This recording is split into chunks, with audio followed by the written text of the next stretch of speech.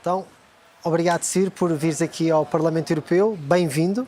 Acho que é fundamental estarmos aqui para debater a relação entre o Brasil, a União Europeia, mas antes de mais eu queria dar uma palavra que soubemos há pouco, portanto, soubemos uma notícia muito infeliz, a passagem do nosso querido amigo David Miranda, que eu tive a oportunidade de conhecer apenas virtualmente, mas fiz ainda uma ação com ele em preservação do meio ambiente, onde participaram várias personalidades, nomeadamente a Anitta, Daniela Mercury, portanto, uma série de políticos também de uma gama bastante alargada de espectros e, portanto, uma pessoa que eu apenas conheci virtualmente, mas tive uma excelente relação, um excelente ser humano, um magnífico político que veio de um background muito difícil, mas que se ingrou, que tem uma família maravilhosa e, portanto, acho que a primeira mensagem que nós deveríamos dar aqui é de carinho à família e preservar a sua memória e o excelente trabalho como ser humano e como político que fez.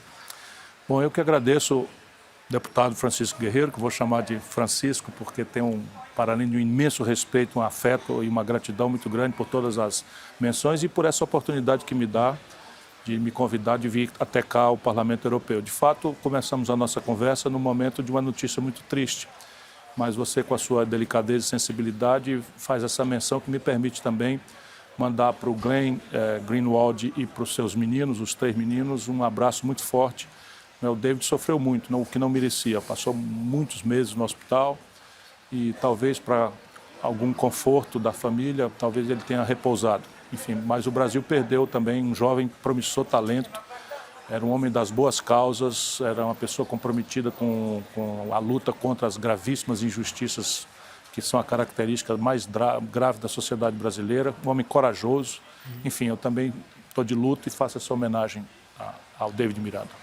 E recordar também que ele era um grande defensor dos direitos animais, portanto também com um coração gigante. Portanto, na casa dele havia mais de 10 cachorros. É uma pessoa fantástica, portanto... Eu era amigo dele mesmo, sou amigo do Glenn, enfim, estive na casa deles mais de uma vez. É uma grande perda para todos nós, mas nós seguimos com o seu exemplo político e de cidadania, que certamente nos marcará por muitos anos vindouros. Vamos agora focar-nos aqui num debate que foi um dos grandes debates e argumentos e temas na sua candidatura presidencial, que foi a desindustrialização do Brasil. Nós temos agora conhecimentos através de dados do Instituto Brasileiro de Geografia e Estatística que o Brasil se desindustrializa a um ritmo alarmante e que o setor primário, nomeadamente do agro e dos minérios, tem cada vez mais peso na economia brasileira.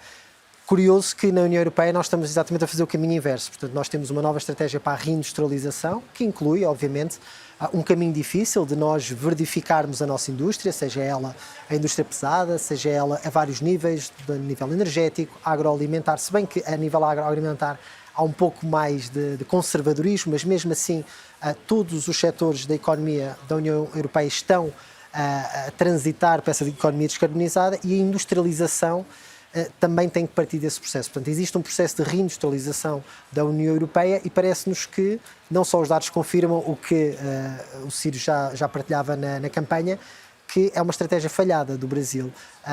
E aqui veio o hashtag do Ciro avisou, que nos parece que se concretiza com os dados.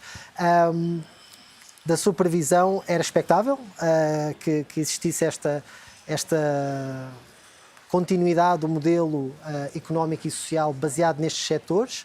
Poderia-se fazer diferente? Eu sei que sim, porque eu acompanhei muito a campanha e os dados que lançou para termos um debate, ou para a sociedade brasileira ter um debate mais alargado e curiosamente vai contra o processo que nós estamos a fazer aqui na União Europeia. O que é que está a falhar? O Brasil, meu caro Francisco, segue para o futuro, não é? Sem nenhum projeto, nenhum plano, nenhum mapa. Não há objetivos nacionais, estratégicos. E quando há um plano, objetivos táticos, orçamentação, quanto custa, quem vai fazer, divisão de tarefas, você pode então entender, não é, o tamanho do desafio, a praticabilidade dos prazos que vão ser praticados e quanto vai custar isso fazer, qual é o papel da iniciativa privada, qual é o papel da iniciativa pública, que papel a poupança internacional pode desenvolver nessas coisas. Não há nada disso definido no Brasil. E isso eu creio que já é tempo da gente afirmar, é um fracasso da democracia. Porque o Brasil tem uma baixíssima tradição democrática, ao contrário do que as pessoas pensam, não é? O Brasil tem uma história autoritária, não é, que vem de muito longa nomeada, mas cujos lapsos mais relevantes são um projeto nacional desenvolvimentista que foi liderado por Getúlio Vargas, que tirou o Brasil praticamente do nada e nos transformou na 15ª economia industrial do planeta, o que não é pouca coisa para um país tropical que vive abaixo da linha do Equador, com todas as contradições, não é, e tal. E hoje o Brasil volta a ter como a sua indústria como proporção do PIB, do Produto Interno Bruto, de o que tínhamos em 1908. E isso não é uma alternativa possível. Por quê? Porque a sociedade brasileira, complexa, heterogênea, repartida em classes como não há nada parecido no mundo, né? Talvez em alguns rincões da África possa se encontrar similitudes, mas o Brasil é mais grave o argumento porque nós temos os potenciais folgados em todos os planos que você queira imaginar. O Brasil tem capacidade, ou tem 10 portas de saída, 20 portas de saída. O que está fracassando é a elite política, não é? Mas eu digo que nós não temos alternativa por uma circunstância prática, todo mundo vai entender. Nossa sociedade aspira os modos de vida modernos, não é? Toda a garotada pobre do sertão do Brasil ou das periferias do Rio de Janeiro ou de Fortaleza conhecem o que há de estado da arte em matéria de telecomunicações, de acesso a games, etc, etc. Tem um legítimo desejo de consumir isso e não tem renda para isso. E é absolutamente ilusória a crença de uma certa elite brasileira que domina a nossa política, inclusive naquilo que se chama de esquerda, que é uma grande traição aqui há no Brasil, não é? Você tem uma crença de que é possível pagar esse modo moderno de vida, ao que a nossa sociedade quer acessar, com uma economia primarizada, com, sabe, petróleo bruto, minério in natura e produtos da agropastoris. Isso é uma ilusão que ciclicamente se renova, como agora se renovou no Brasil, e que vai acabar em tragédia novamente. Nós também, quando aqui na União Europeia, nós entramos com mandato em 2019 sobre um grande foco em questões climáticas e, portanto, era impensável na Comissão Juncker e na Comissão Barroso nós falarmos das questões ambientais como falamos hoje em dia, neste ciclo político. E também o setor agroalimentar fez grandes alterações, ou está sob grande pressão para fazer grandes alterações para descarbonizar e para incluir os impactos que tem no meio ambiente, com a emissão de gases de efeito de estufa, nomeadamente a pecuária com metano, a degradação dos solos, a própria destruição da biomassa e da biodiversidade, dos aquíferos, a gestão da água, que, por exemplo, para um país como o meu, Portugal e na Península Ibérica, em geral, é um bem ainda mais valioso e, portanto, em Portugal, para termos uma perspectiva, cerca de 70% da água da água doce potável é utilizada para a agricultura e pecuária, portanto tem um peso fundamental a agricultura e a pecuária no modo de nós gerimos os recursos, e a União Europeia tem feito esta transição. Podemos questionar a rapidez e a celeridade e aqui há algumas nuances que existem, mas nós temos efetivamente esta percepção que até o setor agrícola precisa de internalizar custos. Tudo isto também interligando com o bem-estar animal, curiosamente. Portanto, nós estamos num patamar de discussão política em que reconhecemos os factos inegáveis pela ciência, exceto alguns fanáticos que são negacionistas, claro, e portanto aí não há muito a fazer, mas de modo geral reconhece esta importância. No Brasil parece-me que também não existe essa estratégia e essa visão. Porquê? Nós na União Europeia temos a política agrícola comum, que são cerca de 28% do orçamento da União Europeia. Estamos a falar de cerca de 360 mil milhões de euros que são direcionados no período de 7 anos para a produção de produtos agrícolas. Tudo o que nós comemos, portanto, é financiado direto ou indiretamente com este dinheiro, mais ajudas nacionais, mas que tem um grande impacto no modo como nós consumimos os nossos bens alimentares. E temos uma estratégia, que é a estratégia do prado ao prato, que nos diz que nós temos, nestes períodos também, reduzir o número de pesticidas, melhorar a biodiversidade, termos regimes também com o financiamento público que nos beneficiam e beneficiam, nomeadamente, o pequeno e o médio agricultor, a ter esta ajuda para não produzir simplesmente em intensividade e ter aqui algum modo de rotação de culturas. Portanto, existe aqui uma série de mecanismos. parece-nos que esse debate ainda não existe no Brasil.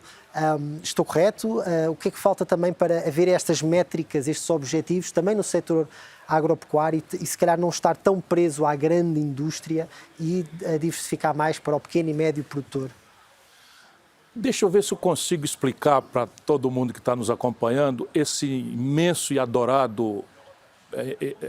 adorada esfinge que se chama Brasil. Não é? O Brasil, como eu lhe disse, não tem projeto. Hoje falta projeto, nós estamos puramente reativos aos problemas do dia a dia. E é uma sociedade, como eu já tive a oportunidade de falar aqui, muito fragmentada, dramaticamente fragmentada. Então você diz, não há esse debate no Brasil. Isso não procede, porque esse debate há. Porém, ele está confinado quase com a característica de um debate identitário. E esse é um erro daqueles que, defendendo os valores corretos, não percebem a necessidade política inadiável de democratizar esses valores. Então vamos tomar concretamente o exemplo da Amazônia, que o mundo inteiro olha para lá, né, uma carga muito grande de ilusões, de preconceitos, de dogmas, enfim, e são poucos as opiniões qualificadas no mundo que compreendem a contradição da Amazônia. No Brasil também. A Amazônia é um território maior do que a Europa Ocidental. O que nós chamamos de Amazônia legal, só brasileira, é maior do que aquele imenso continente europeu da Europa Ocidental. E vivem ali 40 milhões de pessoas. Não é uma população parecida aí com dos grandes países da Europa Ocidental, né? França, por exemplo. Bom, quando nós entramos na compreensão do problema da Amazônia brasileiro, entre São Paulo, Rio de Janeiro, onde vive a nossa elite, fazendo um resumo caricato, e Brasília, onde se tomam as decisões, não há também a inteligência do problema real da Amazônia. Quando você vai para a Amazônia, como eu conheço com a grande profundidade, com detalhes, você vai ver ali uma terra de ninguém, 40 milhões de pessoas que foram ensinadas, por regra, que a floresta era uma inimiga a ser queimada para substituir-se pela modernidade da produção.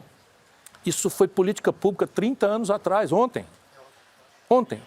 Um cidadão que migrava do Rio Grande do Sul ou do Nordeste para viver na Amazônia só tinha o papel da terra dado pelo governo brasileiro, se provasse que desmatou e queimou. Há 15 anos para cá, nós estamos falando de 30, de 15 anos para cá isso virou crime de lesa pátria. Eles não compreendem isso, por quê? Porque não foi dado a eles o direito de compreender que aquele equívoco do passado tem que ser corrigido. Tem que ser corrigido o quanto antes, não é? Mas isso só será corrigido com uma política de grande fôlego. Que eu sistematizo de uma forma conceitualmente simples, mas não está acontecendo no Brasil. Qual é o conceito que eu advogo? O Brasil precisa de um projeto nacional. Para ser um projeto assentado na nossa realidade, ele precisa compreender as diversidades regionais do Brasil. Eu venho do semiárido, eu venho da Caatinga, um bioma absolutamente sensível que também está em destruição. O mundo nem sabe sequer que existe, há um processo de desertificação em ocorrência nesse semiárido, porque é o semiárido de maior densidade demográfica do mundo, com um regime caprichoso, com solos absolutamente estranhos, o que nada diz da Amazônia. Dentro da Amazônia, se você olhar, por exemplo, o solo do Amazonas, do estado do Amazonas, ele é arenoso como o Saara.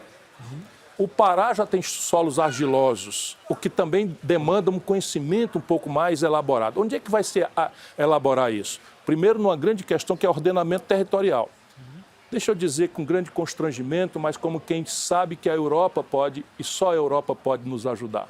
Com tecnologia, com inteligência, sabe, com pessoas como você, que olham o Brasil com respeito e não com essa visão, né, neocolonial com que alguns ali ainda pensam que podem olhar, enfim.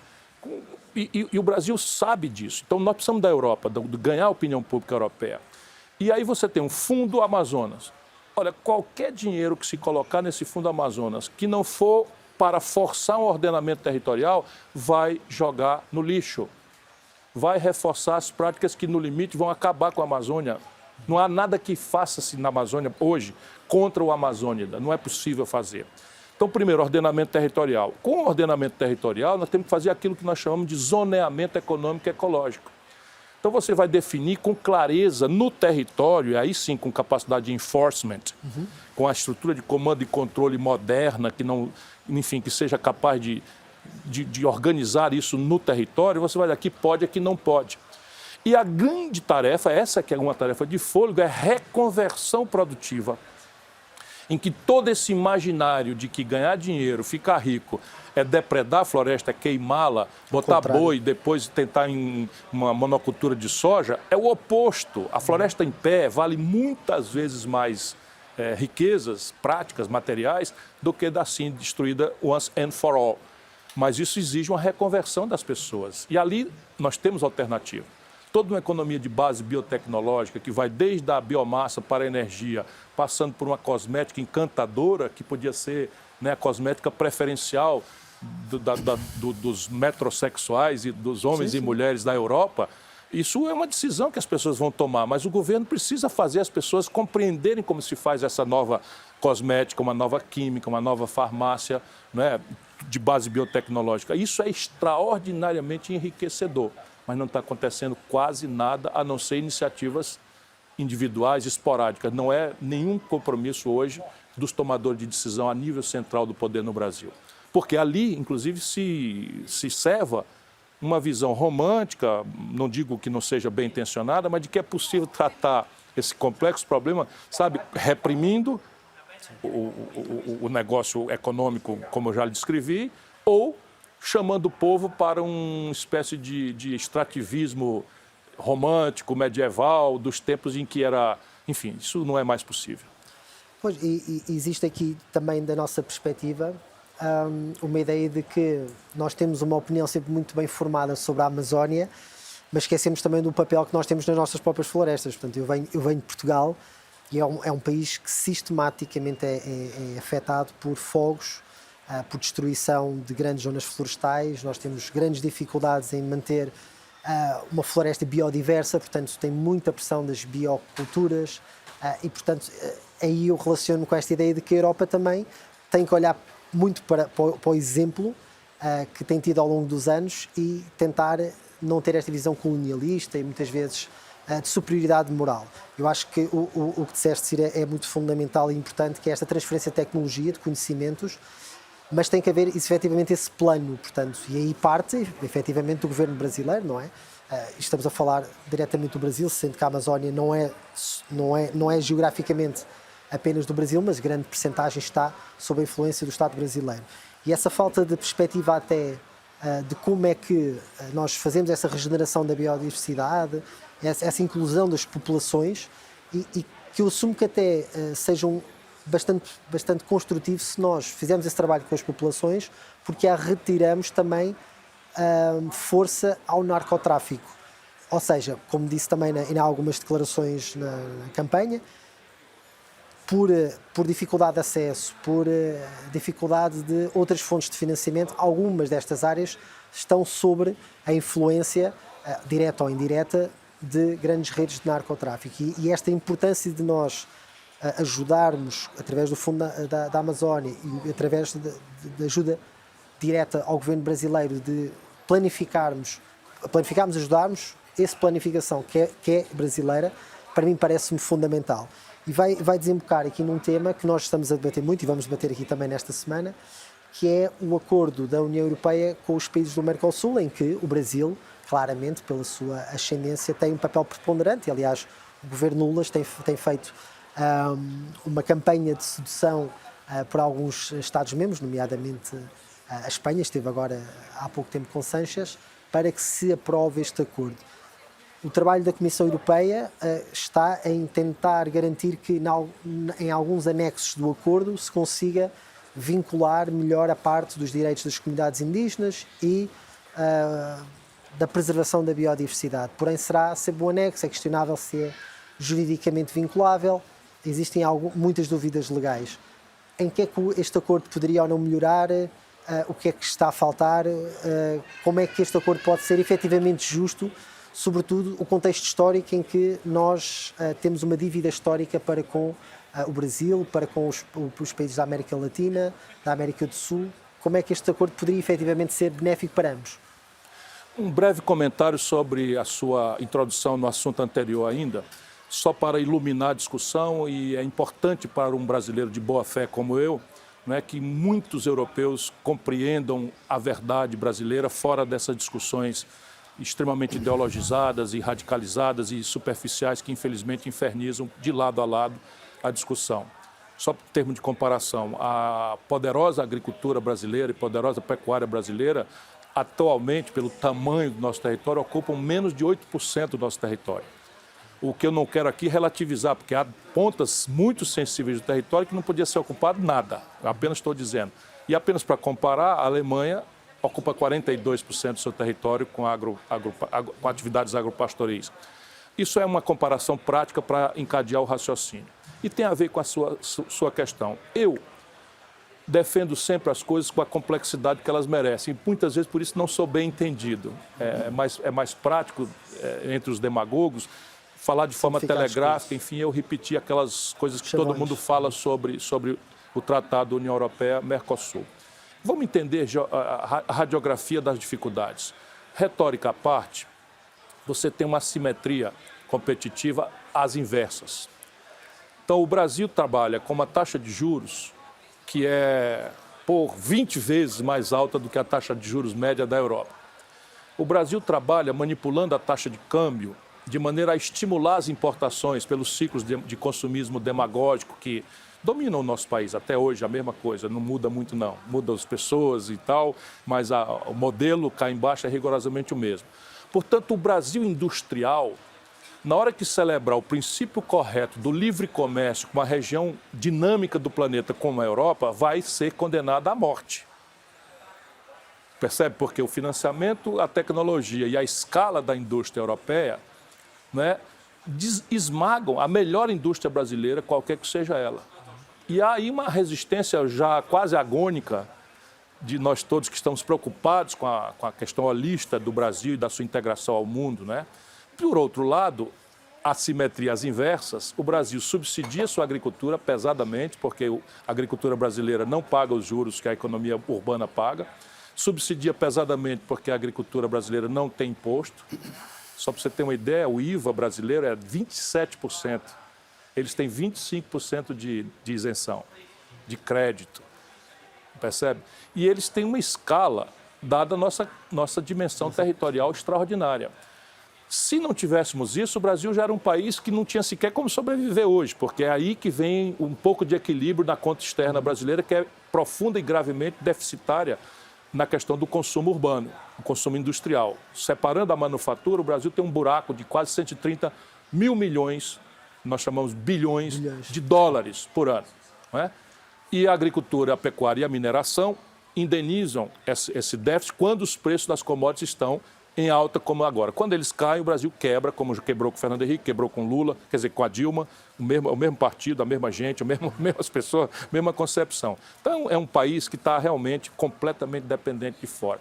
Ou seja, a agricultura e a pecuária europeias não resistem a competir com a agricultura e a pecuária brasileiras.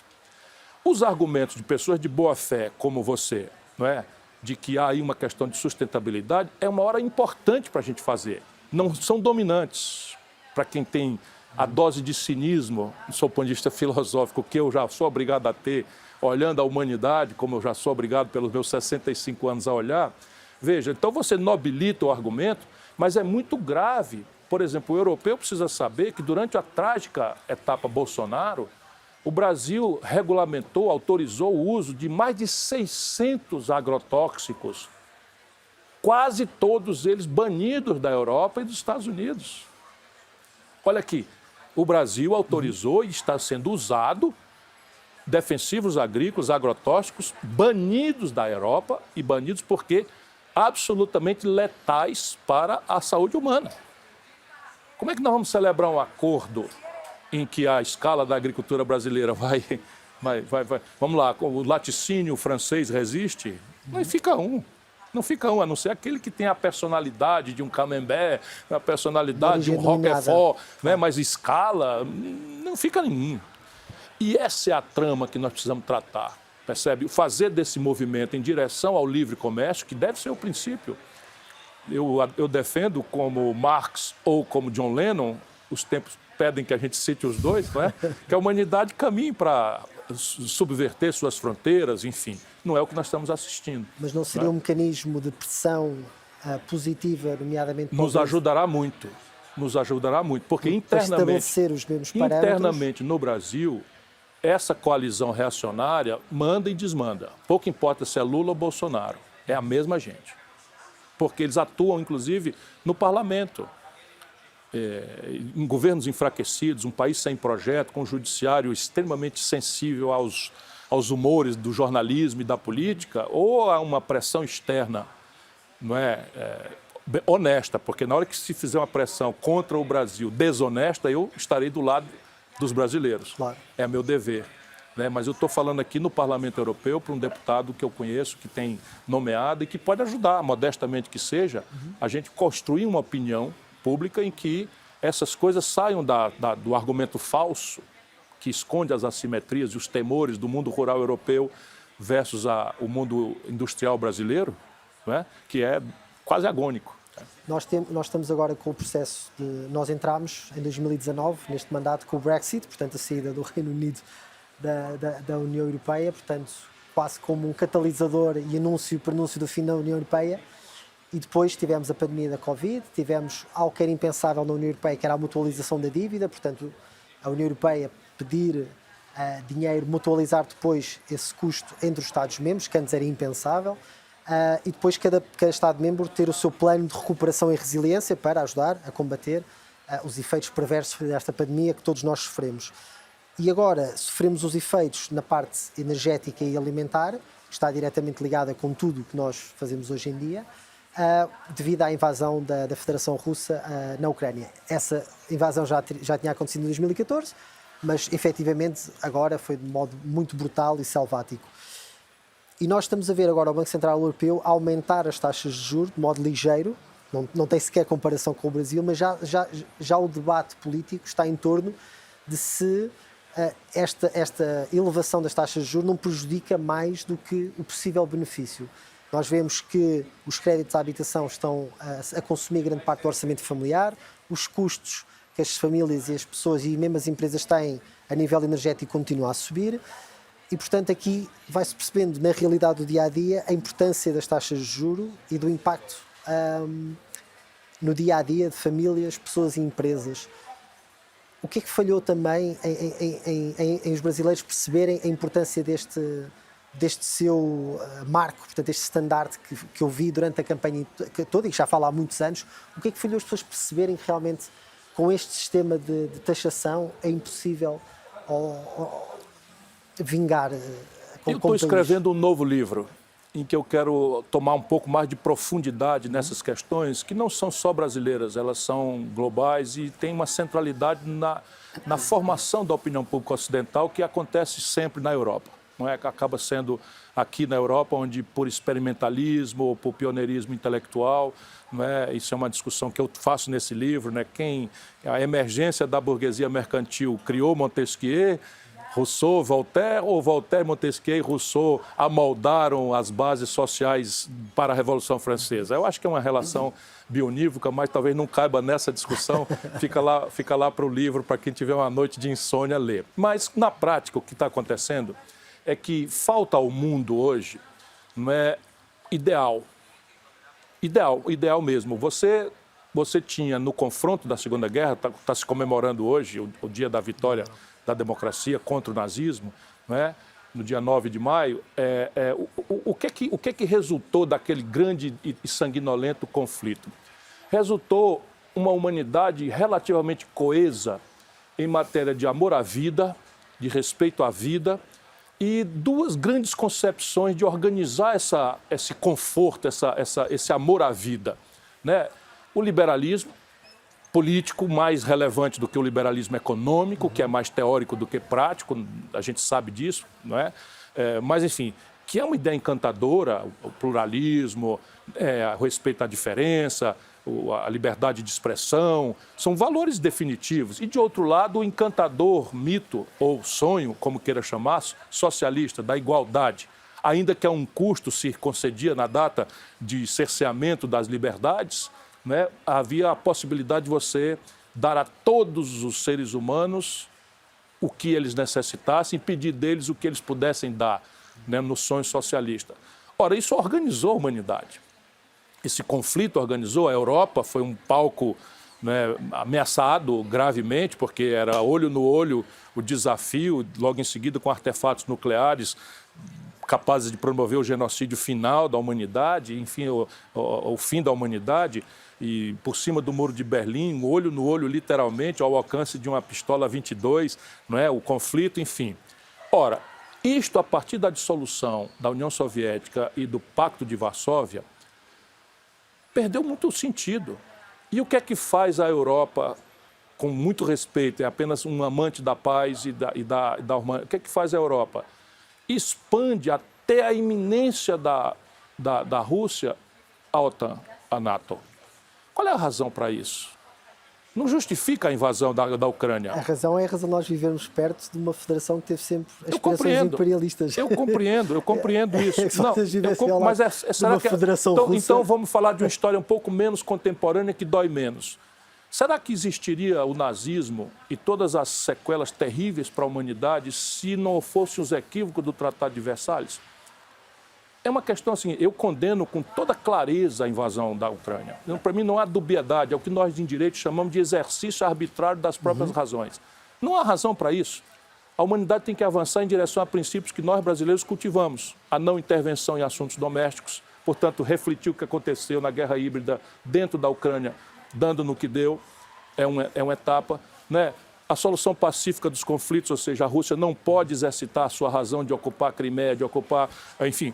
Para mim está muita clareza disso, mas eu estou preocupado em desarmar esta bomba, não é porque, sabe, o confronto, você imaginar, a Finlândia é um país de 5,5 milhões de habitantes, tem 1.300 quilômetros de fronteira com a Rússia e está a um pulo de São Petersburgo, onde nasceu Putin. A elite a qual Putin pertence considera que a Rússia, a velha Rússia, foi fundada em Kiev por um príncipe. Eles consideram aquilo um pedaço. Como é que a gente resolve isso? É com uma guerra por procuração? É aceitando essas coisas? Não está errado. Eu não sou ingênuo. Apenas a humanidade precisa evoluir para desarmar esta bomba e trazer a OTAN até Lituânia, Letônia, Estônia, para mim não me parece ser a providência correta.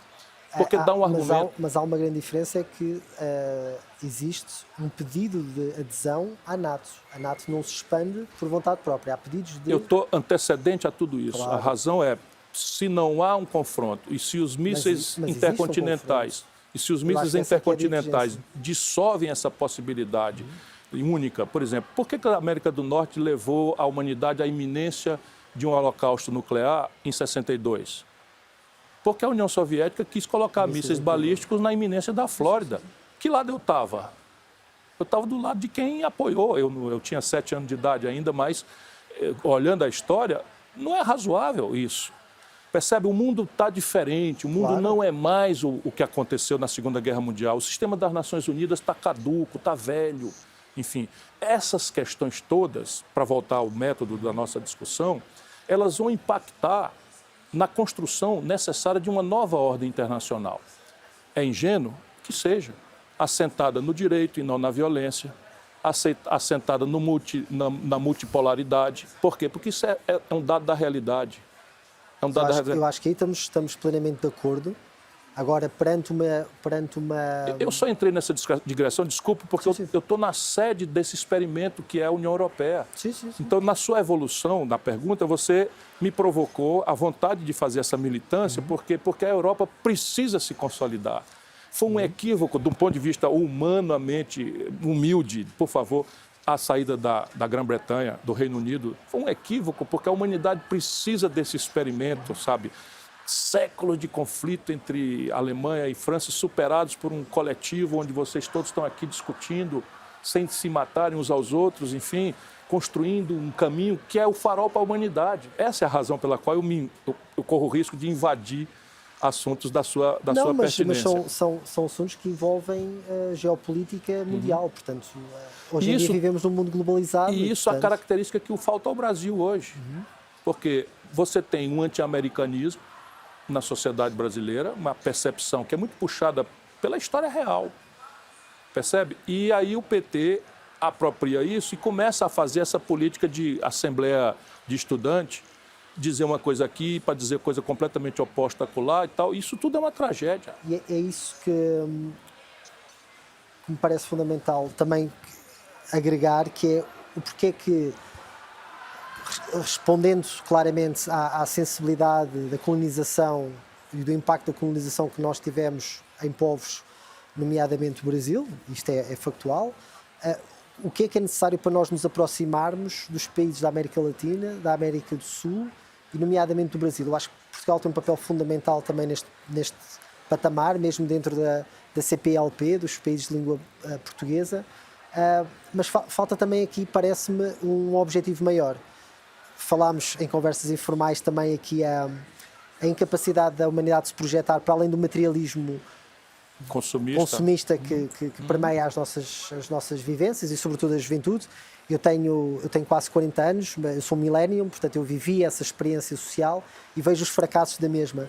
E tenho duas filhas, uma de 4 anos e outra de 15, e vejo a pressão gigantesca que é para o materialismo.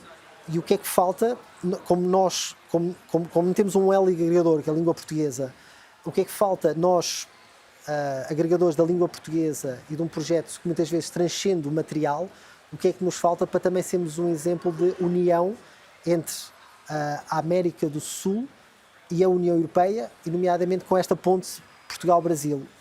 O que é que nos falta? Eu atribuo grandíssima importância à União Europeia, América do Sul. Muito grande importância.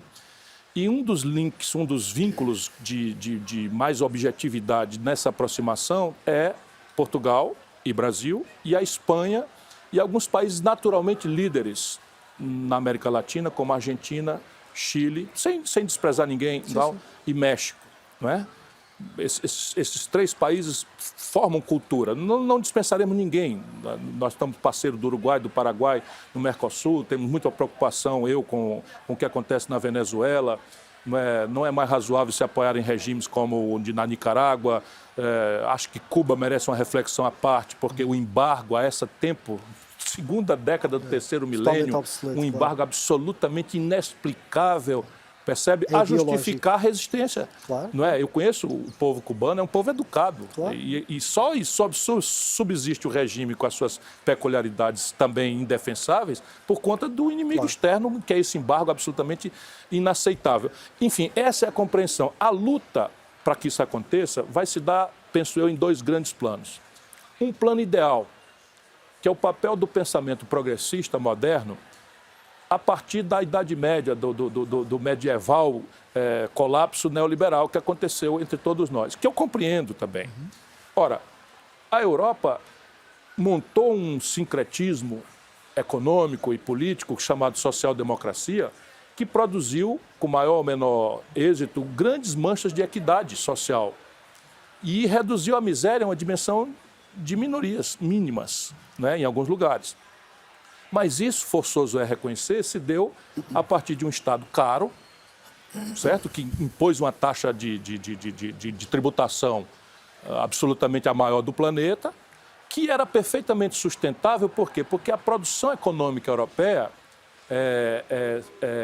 não rivalizava com a produção econômica de nenhum lugar, a não ser, eu estou colocando a América do Norte como uma consequência natural da grande aliança vitoriosa da Segunda Guerra Mundial. Porém, o fenômeno colonial e o fenômeno da emergência de um produto tão moderno tecnologicamente, só que qualificado por escala e sem tributação pesada, vindo do Oriente, no primeiro momento, tigres asiáticos, etc., agora a explosiva China, não é? Inviabilizou esse welfare state, sob o ponto de vista do custo de carregação dele, sob o ponto de vista da carga fiscal e da competitividade sistêmica da economia europeia. Daí o neoliberalismo vem quase como uma resposta prática. Eu percebo que o problema é esse, então eu tenho que desmontar o Estado, reduzir lá uma dimensão mínima, reduzir seu custo, restaurar a atividade. Só que isso não aconteceu. E eis aí o grande problema político. Então, qual é o desafio? Novas instituições que apropriem para o ócio ou para a classe trabalhadora esses ganhos disruptivos de produtividade que as novas tecnologias estão fazendo e que estão se concentrando na mão de 5 pessoas, 6 pessoas. Essa é a nova institucionalidade que nós temos que nos dar tratos à bola. E a Europa precisa, os seus intelectuais, seus políticos, nós precisam começar a experimentar. O experimento europeu já é um caminho disso, de ganhar escala, não é? de vencer os chauvinismos sem explicação, para se encorpar nessa novo desafio global, as apostas que a Alemanha está fazendo em tecnologia, que a França está fazendo, que a Itália está fazendo, que Portugal está fazendo, que a Espanha está fazendo, enfim. Esse é um começo de caminho. Só que nós estamos lá atrás, lá no mundo pobre, olhando esse banquete e nos sentindo meio ressentidos. Por quê? Porque a crueldade prática do comércio, das relações, não é? E eu compreendo, eu não sou inocente, né? Compreendo, mas a crueldade prática produz exclusão. Aqui na Europa, produziu o quê? Produziu hordas migratórias que estão tensionando, não é, pelo aviltamento do mercado de trabalho e pela desqualificação dos serviços públicos, e fica imaginando qual é o efeito daqui 10 anos, 15 anos, 20 anos, de um primeiro país europeu de maioria muçulmana, como é a casa da França. Olha, isso é um desafio absolutamente grave e eu acho que, francamente, não será superado sem uma ordem internacional em que esse mundo tropical, Brasil, eu sou agradecido aos portugueses. Você fala do legado colonial e tal, mas o legado colonial português para nós brasileiros, que conhecemos a nossa história, é extraordinariamente positivo. Vou dar o desconto da escravidão, que é terrível, é uma chaga, um câncer tremendo. Mas abstraindo a escravidão, que não deve ser abstraída em nenhuma circunstância, eu estou pensando, mas o gênio português é a quem nós devemos a nossa unidade portentosa territorial. A América Espanhola implodiu em diversos países muito importantes, não é? Mas pequenos, menores. O Brasil é uma nação de 200 milhões de habitantes, maior do que a Europa como continente. 2 pontos que falaste, que parecem fundamentais, é possível hoje na política conseguirmos falar abertamente, com tempo, com calma, com profundidade, quando até este mercantilismo da política nos faz empurrar para o TikTok, para o soundbite, para apanhar aquela meia frase que não ficou contextualizada. Onde é que está o papel da política, também compreendendo a voracidade dos momentos em que vivemos, não é? Que é tudo muito mais acelerado, mas onde é que está o papel da política ponderada, da política estrutural, sobretudo na juventude, onde se debatem os temas de modo compreensivo, extensivo, com vários atores, onde a diplomacia também tem um papel preponderante. Onde é que vê, nomeadamente também na juventude brasileira, este papel de maturação? Porque a rebeldia é um dos sinais da juventude, mas será que a rebeldia também não está muito conectada com o momentâneo? Como é que nós ultrapassamos isto também? Se eu tivesse a humildade necessária, eu deveria dizer que não sei. Né? Deveria dizer que não sei. Mas eu quero crer que, olhando para trás, a gente pode achar uma pista. Hoje é quase impossível. O que nós conversamos aqui, as pessoas que não desligaram, sabe, não compreenderam parte relevante. Mas nós estamos conversando, nós estamos insistindo. Eu tenho 65, você tem 40.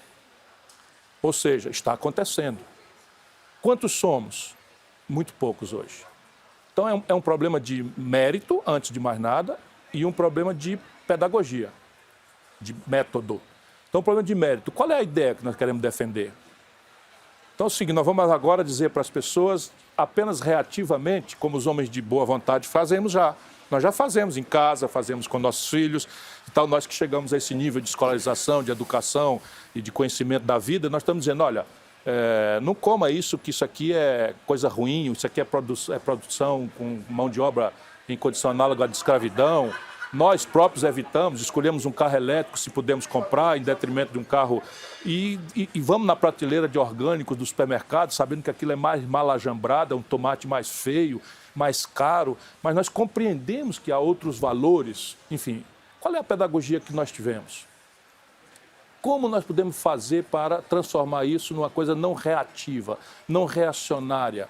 Não é? Que na hora que uma pequena classe média chega na possibilidade de consumo, vem agora todo mundo dizer que não pode mais. Porque o símbolo do êxito social não é mais falar francês e inglês com fluência. O símbolo do êxito social agora é quanto de uma expectativa de consumo excitada maravilhosamente por todos os buracos do nosso cérebro, né, dos nossos poros, nós damos conta de praticar com a renda apertada que temos.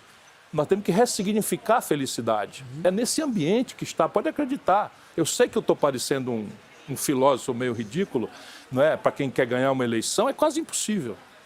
Eu sei bastante bem do que eu estou falando, mas é necessário. É formular nova ideia, porque os valores, não é, de igualdade, das oportunidades para as pessoas poderem valer por si mesmas e não pelo endereço onde nasceram, pela família a qual pertencem, são valores definitivos. Nós vamos perder a ilusão de buscar a igualdade de oportunidade para as pessoas? Não podemos fazer, apenas temos que redesenhar o método. E aí é pedagogia, aí é exemplo.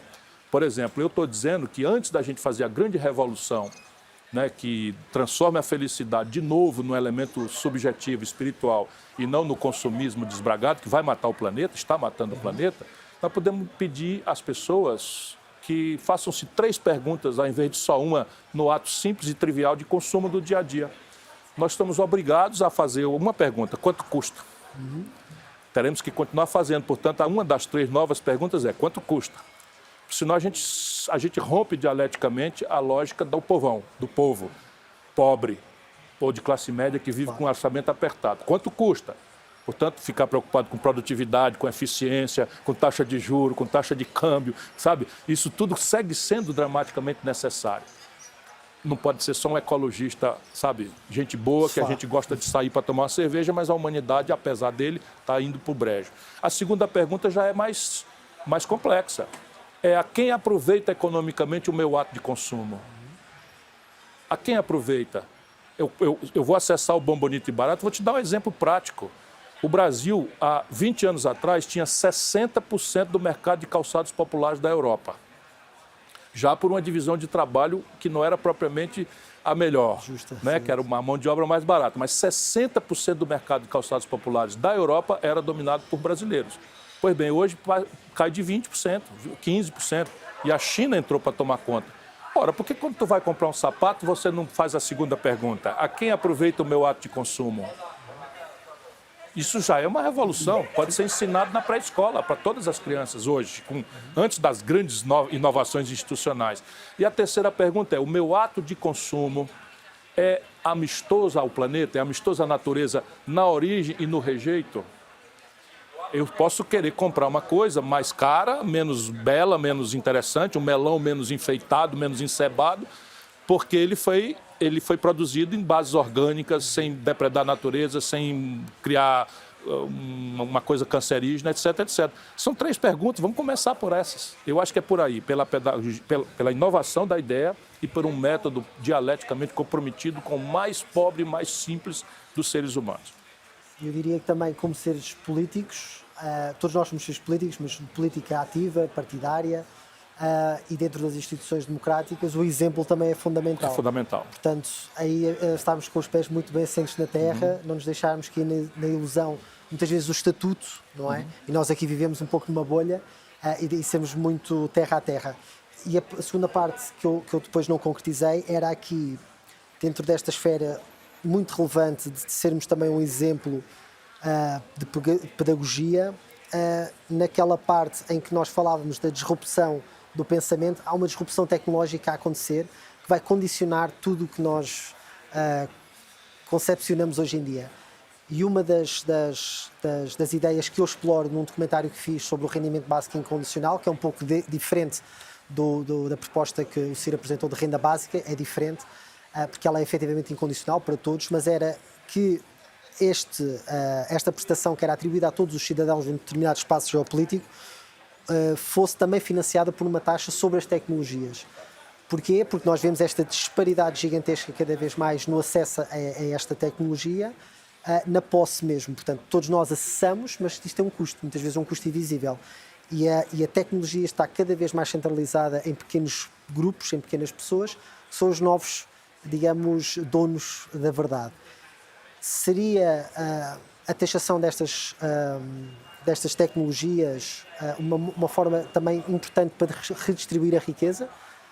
Como é que nós contrariamos também esta centralização? Porque é um caminho que temos visto em várias áreas, concentração de riqueza, concentração de recursos, concentração de poder. Como é que nós contrariamos esta dinâmica agora na parte tecnológica? Veja, nós temos que dar tratos à bola por uma nova institucionalidade a partir de uma pergunta que devemos nos fazer a todos nós. É razoável? É assim mesmo? É uma condição fatal, como a lei da gravidade, que metade da humanidade viva com um dinheiro menor do que as 10% de pessoas mais ricas do mundo tenham? Se as pessoas acharem, porque nós precisamos evoluir dialeticamente com essa questão. Isso é razoável? Para ganhar um certo meio que não está muito ligado nisso, né? Então, esses 10% mais ricos vão resistir. Estão resistindo, eles estão subornando governos, instituições, parlamentos, mass media, etc, etc, etc, e estão fazendo isso de uma forma sofisticada, né? Nós estamos num pleno debate sobre esse assunto agora no Brasil, regulação, não regulação das redes sociais, das coisas, etc, etc, e o argumento que se ouve é o mais pusilânime possível, de lado a lado, diga-se a bem da verdade, porque o que importa, você trouxe aqui, Francisco, é razoável que 6 pessoas, aqui são 6 pessoas, a gente nomeia Bill Gates, o finado Steve Jobs, o não sei quem tal, enfim, 6 pessoas têm esse poder e essa grana, essa fortuna tão grande, enfim, que é aurida pela contribuição democratizada radicalmente de toda a humanidade. Sim. Quando você pega no fundão da Caatinga do Brasil, do sertão do Brasil, aciona um celular, lá vai 1 centavo para a Apple. Ou 2 centavos, ou 10 centavos. O produto. Claro, então é de base massiva e tal. Agora, veja, com a ordem internacional, assim como está assentada, por exemplo, paraísos fiscais, essa sua ideia, ela corre o risco de não funcionar. Por quê? Porque se eu admito que no Canal da Mancha, 14 quilômetros que separam o Reino Unido da França, não é? Você tem uma ilha onde você pode botar dinheiro sem pagar imposto, percebe? E com a eletronização dos meios financeiros, então, é todo um novo desenho institucional que a humanidade precisa se dedicar a construir. Entre mentes, porque isso vai custar sangue, suor e lágrimas. Vai custar sangue, suor e lágrimas. Entre mentes, o que nós podemos e devemos fazer em nível nacional é tornar mais progressivos os modelos tributários. Uhum. E esse modelo de maior progressividade tem clarezas. Você deve optar claramente por tributar mais patrimônio e renda e menos o consumo. Embora possa se usar a tributação do consumo como setor a setor, efeito dissuasório desse consumo, e não para arrecadar propriamente, se me entende. Não é? Claro. Então, esse é o que está possível de ser alcançado hoje. E a Europa, de novo, eu não falo isso para agradar, a Europa é o experimento institucional farol para a humanidade. Vocês não podem fracassar. Por quê? Porque aqui é uma experiência concreta de construção de um mundo comunitário, a despeito do respeito que deve permanecer das identidades, das personalidades culturais, não é? Você tem entre Portugal e Espanha, ali vizinhos da Península Ibérica, tanto para quem como eu ama isso aqui, uma distinção personalíssima, não é? de cultura, tudo isso tem que ser mantido, porém são capazes de construir instituições novas, comunitárias, e de avançar em direção a produzir equidade social e, a partir daqui, concretudes na questão da mudança do padrão de consumo, sem o que a humanidade não vai ter um ambiente sadio. Acredite, você fazer o seguinte, não, prestando atenção na Amazônia, ok, vamos prestar atenção na Amazônia, eu estou aqui falando sobre isso despudoradamente, sem reserva, estou dizendo que o Brasil não tem projeto para isso, ok, tá bom?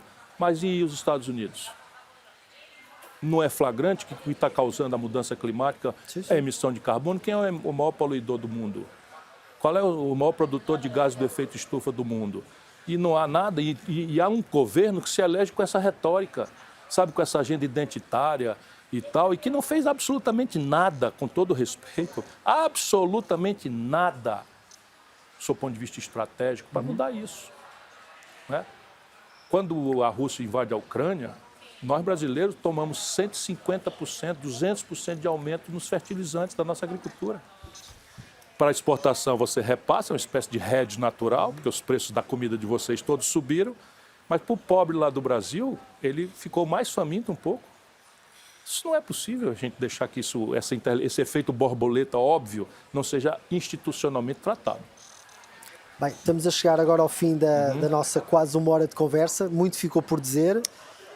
Ciro, obrigado por estares aqui connosco e por conversarmos tão abertamente sobre temas que concordamos em grande parte e discordamos pontualmente. Obrigada pela tua presença e espero que possamos fazer isto mais vezes. Muito obrigado a você, deputado Francisco Guerreiro. Muito obrigado mesmo por tudo, por existir especialmente. Obrigado. Um abraço.